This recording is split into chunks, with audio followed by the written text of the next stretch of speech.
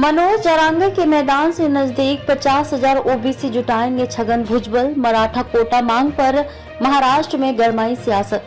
महाराष्ट्र में मराठा आरक्षण को लेकर मामला तूल पकड़ता जा रहा है। इस मुद्दे पर राजनीति शुरू हो गई है।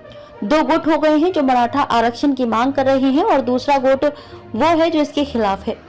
मराठा कोटा का मांग को लेकर मनोज जारंगी भूख हड़ताल पर बैठे। तमाम उठापटक के बाद उन्होंने अल्टीमेटम देते हुए अपनी भूख हड़ताल खत्म की। हालांकि मामला अभी भी गर्म है। इसी बीच अब महाराष्ट्र के मंत्री छगन भुजबल के नेतृत्व वाले अखिल भारतीय महात्मा फुले समता परिषद ने बड़ा ऐलान किया है। उन्होंने कहा कि 17 नवंबर को जालना जिले के अंबाड़ में एक रैली के लिए ओबीसी समुदाय के 50,000 से अधिक लोगों को जुटाना चाहते हैं।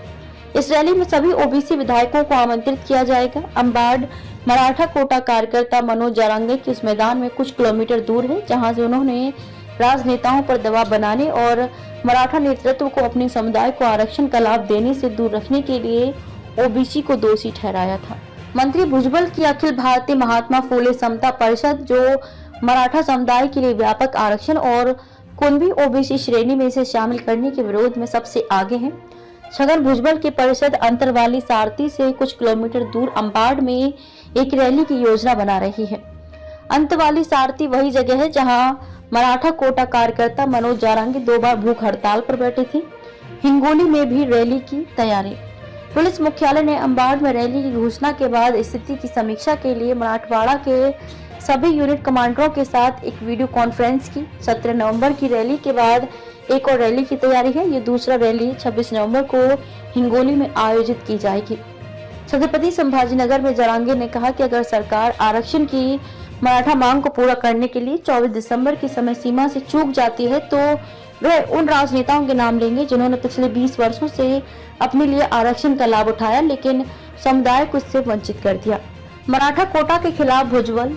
एक प्रभावशाली अन्य पिछड़ा वर्ग ओबीसी नेता और अजित पवार के एनसीपी के खाद्य और नागरिक आपूर्ति मंत्री भुजबल ने सोमवार को कहा था कि वह ओबीसी कोटा हिस्से में किसी भी मराठा अतिक्रमण की अनुमति नहीं देंगे और इस उद्देश्य के लिए अपनी ही सरकार के खिलाफ जाने के लिए तैयार हैं। उन्होंने ओबीसी समुदाय के लोगों से इस मुद्दे पर अपनी आवाज उठाने की अपील की थी और आगे आकर उनका नेतृत्व करने का संकल्प लिया था। महाराष्ट्र में 20 से ज्यादा ओबीसी संगठन परिषद के प्रदेश उपाध्यक्ष बाला साहिब करदक ने कहा कि रैली की तैयारी शुरू हो गई है। संगठन की जालना इकाई रैली के आयोजन के लिए स्थानीय प्रशासन से अनिवार्य मंजूरी लेने की प्रक्रिया में थी। उन्होंने कहा कि महाराष्ट्र में हमारे 20 से अधिक ओबीसी संगठन हैं। संगठन समुदाय के लोगों को रैली में भाग लेने के लिए संगठित करेंगे। मराठवाड़ा के जिलों में ऐसे संगठनों की बैठकें पहले से ही शुरू हो चुकी हैं।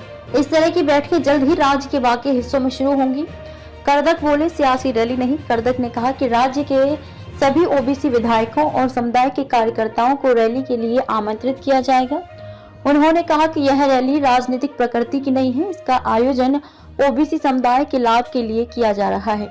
हम चाहेंगे कि विभिन्न राजनीतिक दलों के ओबीसी विधायक रैली में भाग लें, जो राज्य में समुदाय की ताकत का प्रदर्शन होगा। मराठा कोटा से ओबीसी कैसे होगा प्रभावित?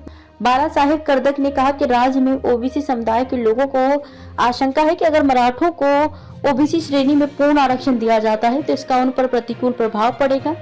राज्य सरकार को मराठों को ओबीसी कोटे से अलग आरक्षण देना चाहिए। हम अपने समुदाय के लोगों को आरक्षण के मामले में पीड़ित नहीं होने देंगे।